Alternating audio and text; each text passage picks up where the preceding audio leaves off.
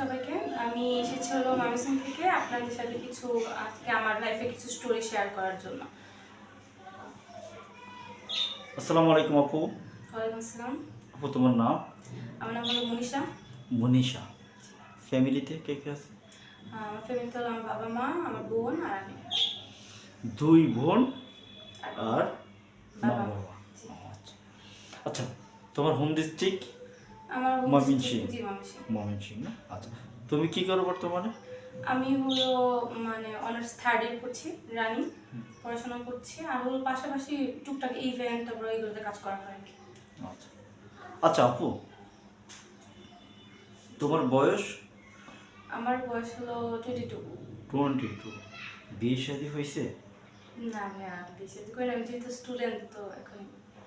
কেন, মানুষ তো আজকাল 14-15 বছর হয়ে গেল মেয়েরা আসলে টানাটানি করে বিয়ে শাদী নিয়ে, কিন্তু আসলে তোমার ব্যাপারটা কেন? আমার ব্যাপারটা একটু আলাদা, কারণ হলো যে আমি বলছি, আমার ফ্যামিলিতে কিন্তু ছেলে নেই। আমি বড় বড় সন্তান যেহেতু, আর আমার আমার ছোট একটা বোন আছে। তো সেই ক্ষেত্রে হলো আমার বাবা যখন খুবই ছোট ছিল আমার দাদা তো মারা যায়। খুবই কষ্ট করে বাবা বড় হয়েছে, ইভেন আমাদেরকে খুব কষ্ট করে বড় করেছে। তো আমার সবসময় আমার লাইফে একটা গোল ছিল এরকম যে আমি ভালো কিছু করব, যেহেতু আমার ভাই নেই। তো সেক্ষেত্রে হলো যে আমার ফ্যামিলির যে ছেলের যে অভাবটা সেটা আমি পূরণ করব, ভালো কিছু একটা করে আমি আমার ফ্যামিলিকে এস্টাবলিশ করবো, আমার বাবা মার দায়িত্বটা আমি নিব, নিজের পায়ে দাঁড়াবো, তারপর হলো বিয়ে করবো, এরকম প্ল্যান ছিল। সেই কারণেই হলো এখনো পড়াশোনা রানিং। বিয়ে শাদীর জন্য বাবা মা ফ্যামিলি থেকে বলছে যে বিয়ে করে ফল, হ্যান ত্যান, তোর বয়সে তো অনেকেই বিয়ে করে ফেলেছে, ইভেন আমাদের ফ্রেন্ড সার্কেলের মধ্যে বেশিরভাগেরই বিয়ে হয়ে গেছে, ইভেন ওদের বেবি আছে। কিন্তু আমার ব্যাপারটা ওই কারণেই হলো যে আমি আসলে বিয়েটা এখনো করিনি, যে আমার মনে হয়েছে যে পড়াশোনাটা শেষ করি, তারপর নিজের পায়ে দাঁড়াই তারপরে। আচ্ছা,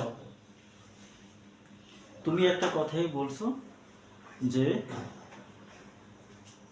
তোমার সাথে যারা আছে তারা হয়তোবা বিয়ে করেছে, বেবি আছে, সবই আছে।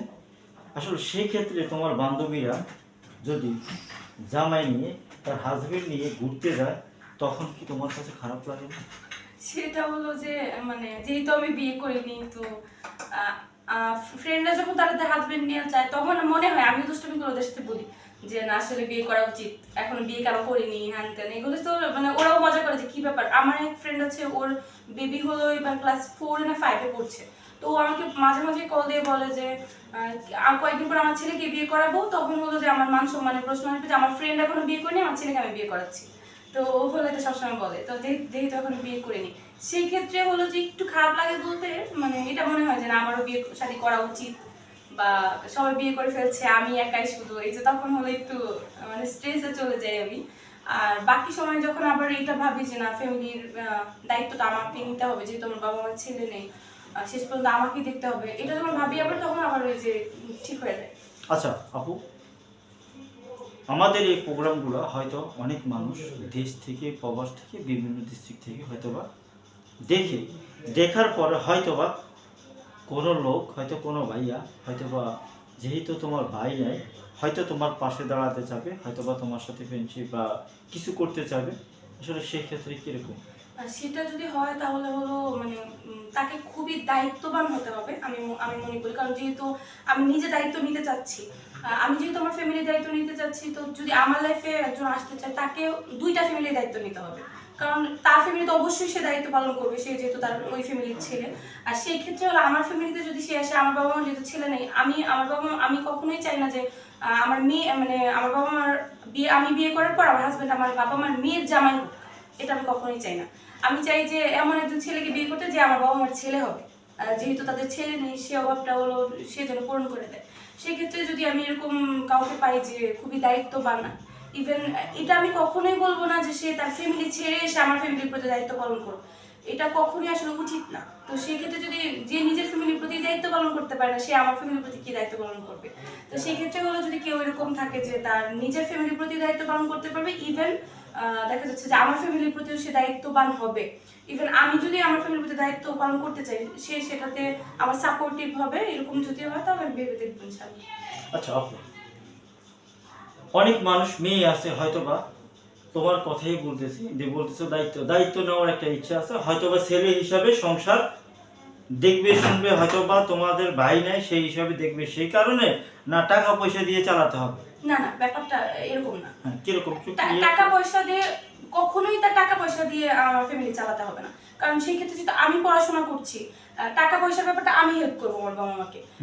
আমি হেল্প করার যে আমি যে তাকে হেল্প করবো এটা নিয়ে যেন সে হলো যে তার মনের মধ্যে এটা না আসে যে না আমি আমার স্ত্রী ইনকাম করবে, সে এই টাকাটা সবটা আমাকে দিবে, আমার ফ্যামিলি দেবে, তার ফ্যামিলি থেকে দেবে। এরকম অনেকেই কিন্তু আছে যে নিজের স্ত্রী ইনকাম করছে, ওই ইনকামটা সে নিয়ে নিচ্ছে, আর ইভেন তার শ্বশুরবাড়ির মানুষকে সে হেল্প করতে দিচ্ছে না। এটা যেন না হয়। টাকা পয়সা কখনোই দিতে হবে না, জাস্ট আমার বাবা মার প্রতি সাপোর্টিভ হলে হবে, এতটুকুই। আচ্ছা দর্শক, আপনারা বুঝতে পারছেন কিনা, ওর কথা একটাই যে আমার টাকা পয়সা আমার বাবা মাকে ওই হেল্প করতে হবে না, হয়তোবা সন্তান হিসাবে যেটুকু কর্তব্য ওইটুকু দেখার দায়িত্বের জন্য বলছে। দর্শক আপনারা ভালো ভালো ক্লিয়ার করে ভাবছে, ওর টাকা পয়সার জন্য চাচ্ছে না যে বিয়ে করছেন টাকা পয়সা লাগবে ওদেরকে টাকা দিতে হবে না, এই ধরনের কিছু না। চাচ্ছে তার সংসার ফ্যামিলি একটা দায়িত্ববান মানুষ চাচ্ছে। আচ্ছা আপু, কেমন মানুষ তোমার পছন্দ? কেমন মানুষ বলতে অনেকজন তো টাকা পয়সাওয়ালা চায়। না, আমার টাকা পয়সা ওয়ালা চাই না। আমার কথা হলো যে টাকা পয়সা অবশ্যই ম্যান্ডেটরি লাইফে, টাকা পয়সা অবশ্যই দরকার। একটা মানুষ ভালো থাকার জন্য টাকা পয়সা দরকার, অবশ্যই দরকার। হ্যাঁ অবশ্যই দরকার, কিন্তু এটা যেন না হয় যেন টাকা পয়সা সবকিছু। এটা যেন না হয়। আমার লাইফে হলো টাকা পয়সা সবকিছু না। আমার লাইফে আমার জীবন সঙ্গী হবে খুবই অনেস্ট। আমি যদি বলি যে সে হবে ধরেন যে একটু নামাজি, আমার হাজবেন্ড যা বলবে আমি তাই করবো।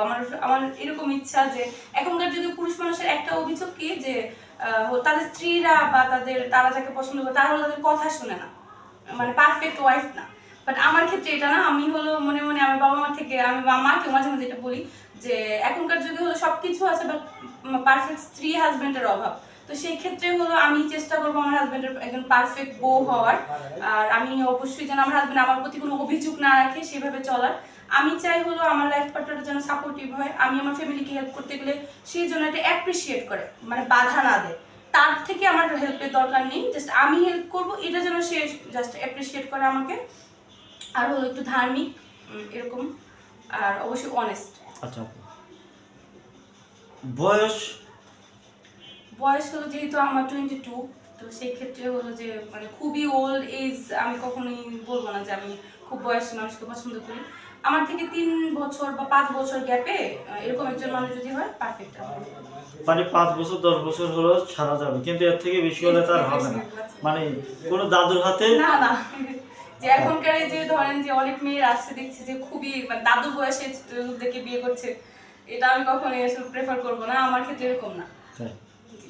দর্শক আপনারা যদি আপুটির গল্প ভালো লাগে থাকে অবশ্যই কমেন্ট করবেন, কমেন্টে জানাবেন, আর ভিডিওটি অবশ্যই শেয়ার করবেন। আমরা চেষ্টা করব আপনাদের কমেন্টটি উত্তর দেওয়ার জন্য।